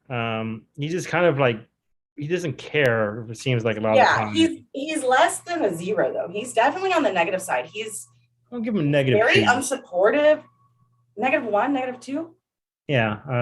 Let's give him a -2. And Papa, he's horrible. Like he's experimenting on those kids. All of them, and telling them to call him their father. Yeah. And pitting them against each other. Yep, having him fight for his own entertainment. He might be worse than Judge. Yeah. Or they're especially since he acts like he's their friend. And he tries to convince them that like he's there because he does care about them. He's more manipulative than Judge. Judge was just horrible. He's got more control. Yeah. Yeah, I'll give him a -10. Yeah, I'm right with it. He's just evil. He's just terrible. Just terrible. And Hopper, I'm gonna give like a 2. Yeah. Okay, I do want to, let's jump around a little bit. Okay. I want to talk about Fire Lord Ozai. He is awful. He is. See if I can find his picture real quick. If anybody's trying to remember, that is Avatar: The Last Airbender. Zuko's dad. Yes, Zuko, and what's his sister's name again? Azula. Azula. Oh god, that's such a good name. Yeah. He's worse than Endeavor because he's not trying to redeem him. He didn't ever try to redeem himself. No, he wants to kill the Avatar. Yeah. Endeavor doesn't want to kill All Might. He wants to be All Might. Yeah. This dude's straight evil, but he's no papa. He's a warlord. He's trying to take over the whole world, crush them underneath his foot. Like Kaido. Yeah. He is like Kaido, but he's equal to Kaido, not Judge. He's in between the two. So let's say -8 for him. Yeah. I'm putting Raza down to -6. Okay. All right. Who else you want to talk about? Aang. So I guess since we're on Avatar already. Well, we didn't see it, but yeah, let's talk about Aang real quick because he is talked about a lot in Legend of Korra. And apparently he was a pretty neglectful father to all of his kids, but Tenzin, because Tenzin was the only one who was an airbender. And to some degree, you can kind of understand that. His entire life was about trying to save the airbenders. He's also the Avatar, so he has more responsibilities than just his family. So it's kind of hard. But Minako there have been like Hokages and stuff who. Yeah, but he only had to look after his village. The Avatar looks after the world. Oh, true. Yeah. I'm gonna give him a -3 as a father. Actually, really, I feel like he's no. You gotta give him like a 2. I feel like he's on the positive side. Positive side, okay. He just kind of 1 sounds fun. I'll accept it. 1, okay. Let's go back up to. Let's look at Fairy Tail. I just want to make sure we get Igneal in here, King of the Fire Dragons. And he's just awesome. I don't even care. I know we have a lot of there's a lot of good dads out there, but there's not a lot of times you see a dragon step up and be a human daddy like this. No. And I got to tell you, one of the things he said, like, super sticks with me because, when he's dying and then, like, Natsu's sad. And he's like, what did I tell you to do when you're sad? Stand up and think of the future. Tears, oh, yeah, he did it, man. So, all right. So you want to rate him pretty high? Yeah. He taught him to read and write. He taught him to fight. He taught him kindness. He taught him life lessons. He did everything. They slept together. Yeah. So I'll give him a 9. Our 9s are pretty stacked. We don't have a lot. We only have 1 10. That's Kiros. I feel like Igneal's a 10. Igneal's a 10? Igneal is a 10. Okay. And then following him is, man, I'm weepy tonight. Jude Heartfelia. Oh yeah, he's pretty low. Yeah, he's pretty I think he's like a negative. Oh, he's definitely on the negative side. So he is Lucy Heartfelia's dad. And everybody loved Lucy's mom. And then after she died, he just straight up money, work monster. Never had time for Lucy. Wasn't kind to her. She went off to try to do her own thing. Like he hired a guild to go and kidnap her, against her own wishes. Yeah, and then he was broken, and then tried to come back. It was so bad. Just to give us a clue of how much she hated being there, she took a blind leap out of a window, believing in Natsu to save her. And if he didn't, she'd die. Like that's how much she did not want to go back to this man. Yeah. So I think that says a lot of how that felt. Then when he got broke, he went to her and he tried to bum money. He tried to bum money off of her, and she rejected all of his money. And then there was like this brief thing at the very end where they started trying to be redeemed. But no, it's too late for that. Then they killed him like during the time skip because like they had nothing to do with the character. So it's just something like there's some sadness from Lucy about it, but yeah, but she wasn't that sad. Yeah. She was appropriately sad. I'm gonna give him a -5. -5? That's fair. Okay. Makarov? So Makarov, Guildmaster, Daddy, give him an 8. An 8? Yeah, because his own son turned out pretty crappy, but yeah. He has had a lot of time to learn to be a better dad, and still some of this stuff he's very protective, but you know, he's not exactly like a heart-to-heart kind of guy. Yeah, he doesn't play favoritism with the guild, with any of the guild members. Like even though Laxus was his grandson, like he didn't show any favoritism towards him. Yeah. So yeah, I think 8th good. Then say Guild Arts. Yeah, he didn't know he had a daughter until she was already grown. Yeah. And he was so excited. She kept killing all the joy in him. Oh my God, he wanted to be such a good daddy. It was really cute.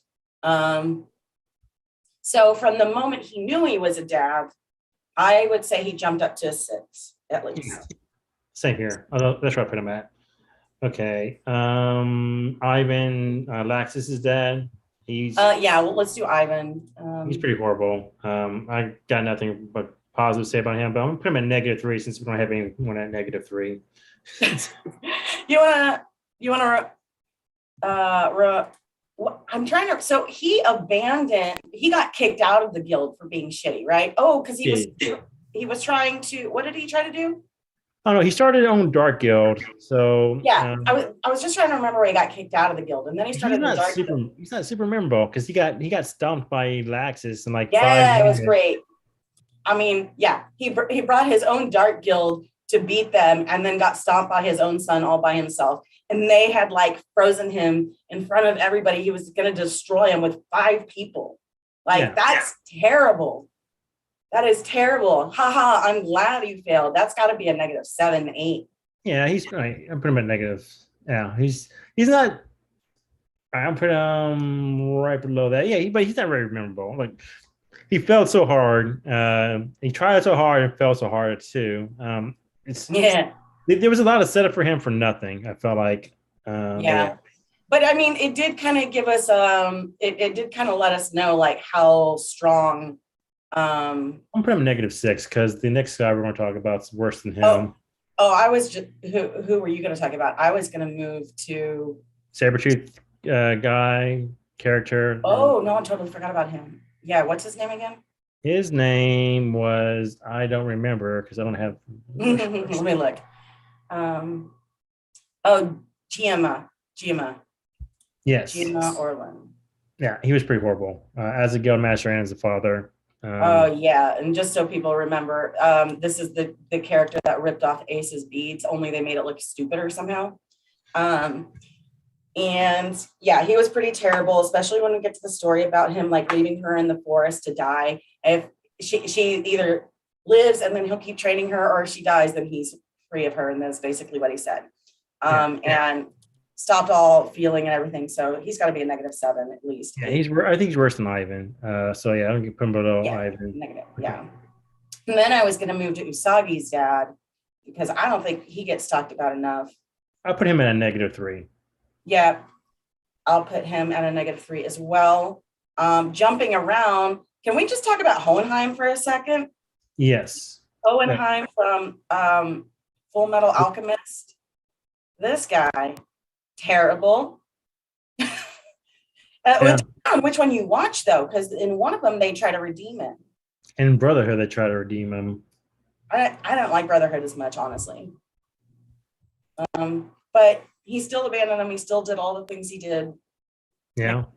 Before. I mean, he lived a very long life. Probably longer than he should have, but he lived a very long life. And I mean, father looked like pretty much like him. So yeah. Being a father was like a extracurricular activity for him for a while, and then he was like, you know what, I'm over it. I'm gonna just go do something else.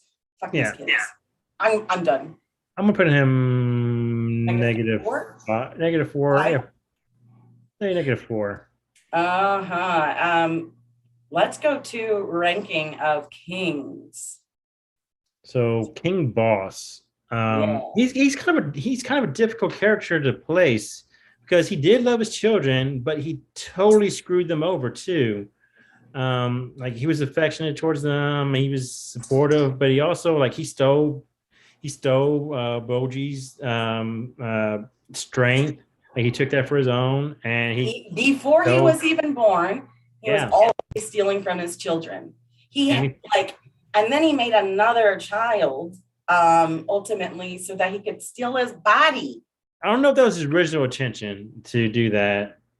I think it was, but he also kind of raged Mirajo. Yeah, Mirajan. Mirajan, he did kind of raise her. Yeah, but then it got also kind of weird, seeming like almost started moving into some weird kind of sexual thing later. I think it was more on her part than his part. Felt like, I don't know, what was that dance scene about?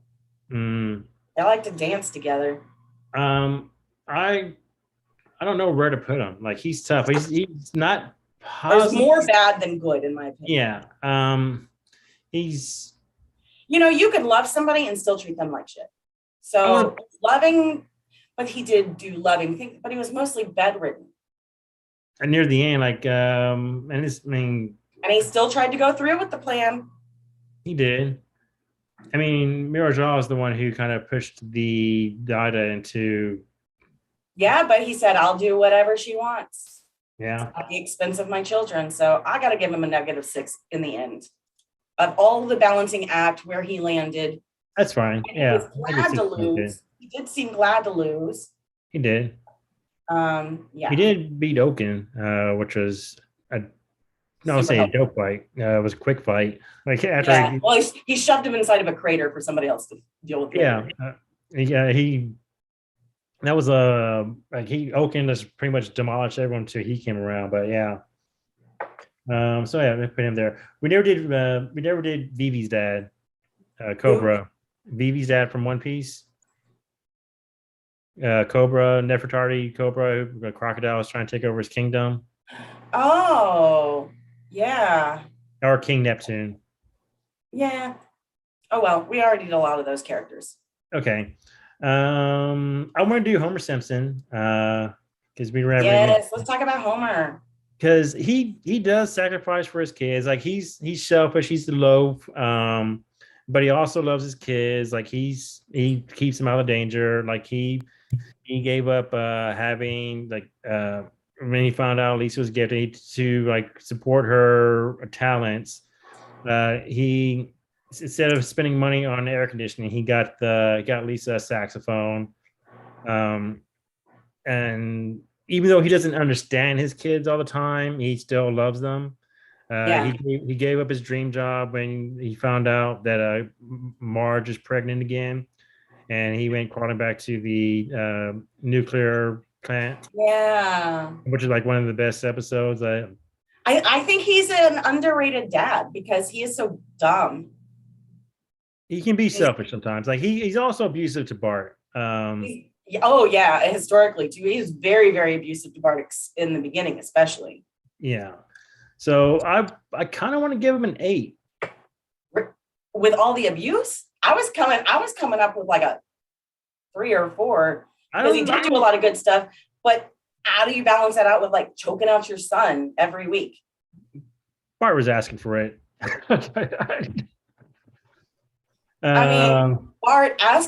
Bart's asking for it because he's wanting affection from his father. He gets affection from his father too, because they also have a lot of bonding moments. I remember like one of the first moments, like Bart was going to jump over the Springfield Gorge. Then Homer came in like, son, I don't want you to do this. Like, if you want to do something stupid, let me do it instead. And then it's like they had that moment together. Then Homer doesn't realize it, and he starts sliding down the hill on the skateboard. and one of the most I remember that. It's the It's funniest such thing. a complicated relationship, honestly. I mean, I feel like we should break him in half because like I'm about to find. early Homer, kind of shitty. Revamped Homer became a more complex character, less abuse, more of this kind father. Like the first 10 years, Yeah. I would say he's a shitty father. I don't know about the first 10 The years. last 10 years, There's a lot of good. There's a lot of good stuff in that first 10 years with his kids, like that Maggie but there was episode. also, but that's also when the most abuse was going on. I say I'm gonna say a 5. How about that? Yeah. Yeah. And we'll see, like, that's why I'm saying, like, I almost want to break it up. Like, early Homer, I want to give him like a 3. And then, like, modern Homer, I want to give him like a 7. So I guess 5 is the average. So, Yeah. all right, there you go. All right. We never really get into any of the comic characters. No, we made a super long list. Yeah. How long have we been recording? What is here? Let's take a. I think we're right around 2 hours, right? Yeah, I think we're a little bit over. Go. Why don't you pull up the list and let's see what we're missing. Let's see if we can't pick a character to fill in any blanks. Yeah, let me share what we have and see who's left. So, dude, who is this? Oh, that's what's his name? What spaces do we have left? We have everyone. All the spaces are filled. Oh, okay. So we've got people everywhere. Okay.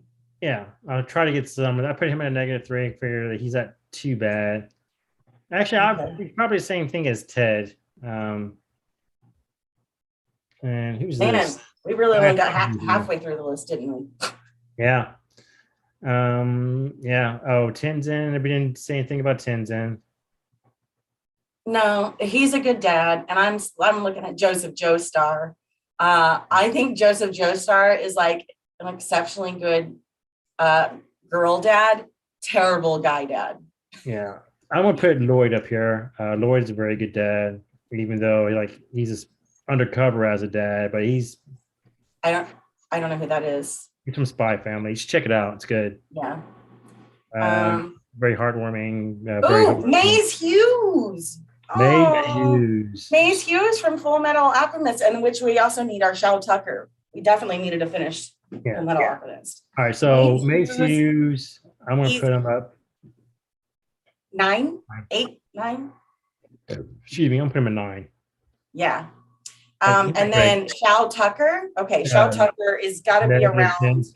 -9, -10. What is it? He didn't do anything good. No, he didn't. I guess he took care of his daughter for a little bit. Yeah, like a lab project. Yeah, preparing her for. He already knew what he was doing. Where's he at? Well, maybe a 9, maybe -9. Maybe he did care at first. All right, Professor Tomoe. He's depending on which series you watched. Like in Crystal, he's definitely a -9, -10 type character. Yeah. In the original series, he's still negative because even though he was like brainwashed and stuff, he's hilarious. Yeah, he's still a terrible father in that, but that's not his fault in the original series. Yeah, but you still got to give him a negative on that. I'm gonna give a -5. Ooh, what about Ishin Kurosaki? This is Bleach. Ichigo's dad. Yeah. Wait. He takes care of all of his kids. Oh, you're still sharing a screen. I was like, what can I share? Okay, no worries. Yeah, no, I think he's a pretty good dad. Though, I think that having withheld from Ichigo so much, like at first I really disliked him. I'm like, why is he so hard on Ichigo? And he's like constantly trying to fight him and attack him, but like he's obviously known something that he's been preparing his son for a very long time. And at some point it should have come out and we still don't know. We found out in the final battle and Ichigo's like, you know what? Now's not the time. We will get there. You kept it secret from me for whatever reason. I don't know if that was the original intention for him. Maybe that was like something they added later on for the character. I don't know what Kubo was planning him for originally. A 6 or I got a 5. I don't know. I put him at a 5. The girls, he's like, a 9. But to Ichigo, I don't understand why he's so physically, I mean, we know now because he was preparing him, but it's still not okay. He was so hard on Ichigo when he could have been honest and helped him and trained him rather than constantly just be annoying. I don't know. 5, is that what you landed on? I put it on 5. Let's talk about one more, then we're done. Omni Man. Omni Man. Omni Man from Invincible. Yes. Omni Mother. Think, Bart, think. Oh man. Abusive, manipulative, pretty horrible. There's violence, parasite to the world. Yeah, like he loves his son, but that's about the only redeeming thing about him. Even though but he also feels, he also feels like that innate thing to destroy him as well. He wanted his son to never gain his powers, so he didn't have to kill him because he always felt like, if you do, I'm gonna kill you. So there's this like weird. But now he wants them to become a part of like his race and become conquerors like they are. Yeah. So he's that's -7.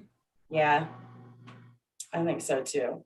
Yeah, we've gone pretty far. I think we made it halfway through. Yeah, we get excited when you're talking about One Piece, and I'm like, yeah, but as a dad. Yeah. As a dad. We can come back and finish this off some other time. Yeah, we can finish the list some other time, and then we'll be sharing the lists with anybody who wants to see it. But in the meantime, sorry this ran so long. Super fun. If you have any thoughts or ideas about where the rankings should move or change, or if you've done your own, love to hear it. If we've forgotten about anything that should affect the way we've ranked them, I definitely am going to be checking out some of the other lists and see how we ended up comparing with like how other people felt, though most of them are usually like on a 1 through 10. And I just didn't feel like that did it service because we needed to know, are they on the positive side or on the negative side? Because there's plus and minuses. And so for me, I really felt like this positive negative scale was what was needed. And if we come and finish this next week, I'm sure some of these will move a little bit. But I'm digging where it's at right now. It's kind of you want to put it up close and blow it up a little bit so we can just get a good look at it. Share my screen one more time. We had more on the positive side than I thought we were going to have when I first started thinking about this. Then I started thinking about all the good fathers. I mean, I think anime, there's always all those crap ones. Yeah. I think our list started with a bunch of crap. Also, we may have been easier on people. I think so. No, I don't think so. I mean, I don't know. I mean, seeing Jariah out of 2 seems right. Stop right there. Who are our 10s? We got Heroes and Ignil. Heroes and Ignil. I feel like that's accurate. Like that's a high bar. And those 2 nailed it. Especially Heroes. Heroes definitely, I think, is our number 1 dad. Yeah. He was great. And he never abandoned his daughter. He always looked after her. There's really nothing bad to say about him. Yeah, and also stood by his kingdom. I mean, he was just a great person in general. And he even was there for her emotionally while she didn't recognize. She would even insult him because he was a toy soldier, and he would take it because he understood. Oh, I'll cry if I start thinking about him again. All right. So I think this is a good list. Let's finish this next week. How about that? Sure. If we don't finish Sailor Moon season 4, we've only got like 4 more episodes. So, but I still do have to finish releasing the season 3 Crystal versus Crystal. We did a pre-recording because we really got into those because it's such a good season. The season 3, which is why it was so hard to watch this last one. But yeah, sorry, we've been a little absent. Again, I wanted to tell you, I have in the meantime started my own radio show called In Other News. You can find it on my channel, Rachel Bloomstrom. I'm also on K4 Radio. If you are in the local Chicago area, that is AM 1680 or K4.org, which is QUE4.org. I also will be streaming on my YouTube, sometimes my Facebook. I'm looking to get my OBS up. I often stream to TikTok as well. I am very responsive. And I think coming up in the near future, we will be taking call-ins. So I will keep you updated about that. Zach does come on the show sometimes. So that is definitely a more political show. We talk about a main topic, something that mainstream media is not really you're going to hear about on there. They either don't cover it, undercover it, or mislead. And then we cover the current, and then we talk about current events and things like that. So totally different than this. It's been really popular so far. It's growing really fast. I've gotten nothing but great reviews. I'm in the middle of the male supremacy movement series called The Enemy is Woman Into the Manosphere. This coming Friday from 5:30 p.m. to 7:30 p.m. Central Standard Time, or I guess daylight time. We will be talking about incels and pickup artists. So be sure to check it out. If not, you can find it on my YouTube, and all the links will be in the doobly-doo below. What you got, Zach? I have nothing. Follow me on Twitter at StrawHatZach or on TikTok at SHZach. I'm on Rachel's show every now and then. Besides that, it's been it's been a good time putting this list together. Yeah. This was we definitely got way into it more than I thought we would. So we're 122 names I gave. What were you thinking? Yeah, this is gonna take. It was a guide. It was a guide. All right, we didn't have to put them all in there. We could just update it without doing another stream. We'll see. We'll talk about it. Okay. All right. But anyways, thank you so much.